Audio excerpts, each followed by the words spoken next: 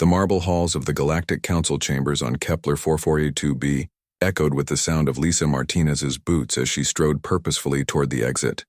Behind her, the representatives of 47 alien species erupted into chaos, their various forms of communication creating a cacophony that would have been deafening to unprotected ears. Ambassador Martinez, you cannot simply walk away from these negotiations. The Zephyrian delegate's crystalline voice rang out above the din, his translucent form shimmering with what humans had learned to recognize as barely controlled fury. Lisa paused at the massive doorway, her hand resting on the frame carved from a single piece of Kepler 442b's native crystal. She turned back to face the assembly, her expression calm despite the storm of alien voices washing over her. "Watch us," she said simply. Marcus Chen, her aide and the only other human in the chamber, fell into step beside her as they exited. His tablet displayed the real-time reactions from across the galaxy. Stock markets crashing, trade routes being hastily rerouted, emergency sessions being called on dozens of worlds. "The Vorthak hegemony is mobilizing their fleet," he reported quietly as they walked through the crystalline corridors. "The Etherian Dominion is demanding answers from their council representatives, and the Ketherian Trade Federation." He paused, a slight smile playing at his lips. "They're panicking." Lisa nodded grimly.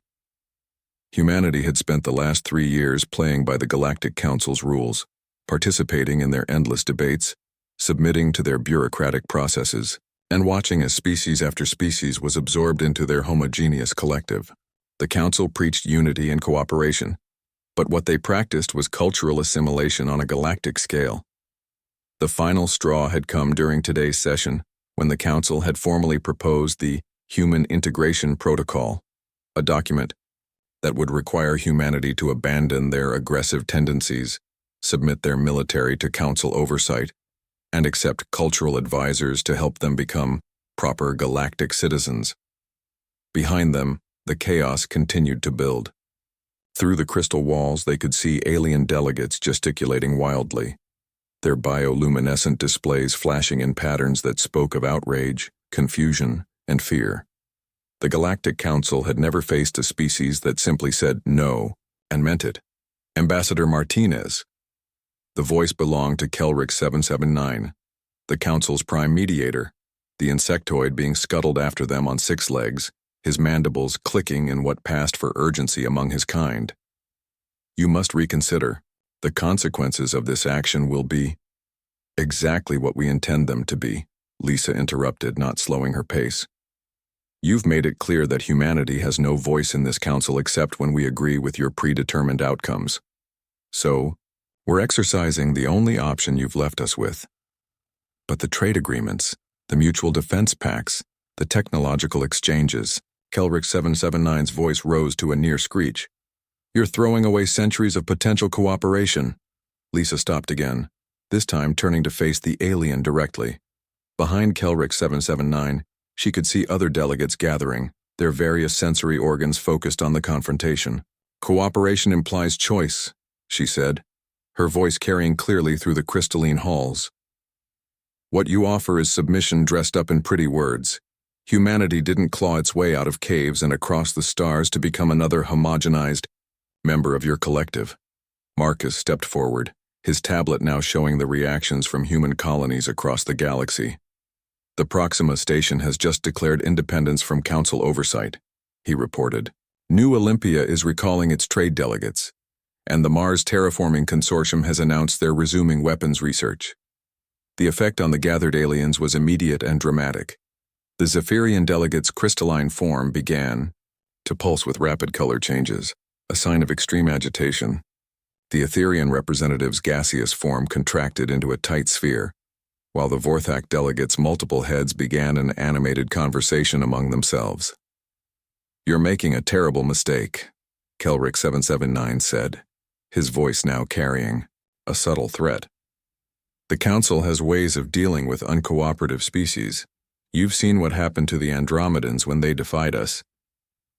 Lisa's expression hardened. The Andromedans had been a proud warrior species, reduced to servitude after their failed rebellion 3 decades ago.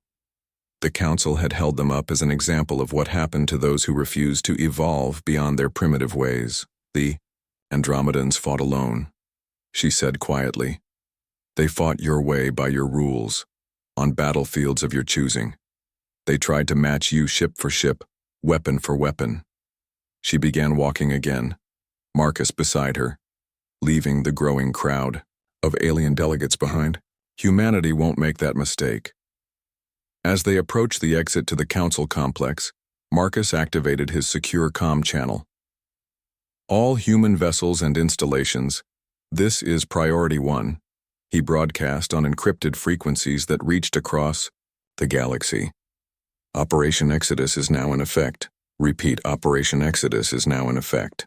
Behind them, the Galactic Council chamber erupted into fresh chaos as the aliens began to realize the implications of what they had just witnessed.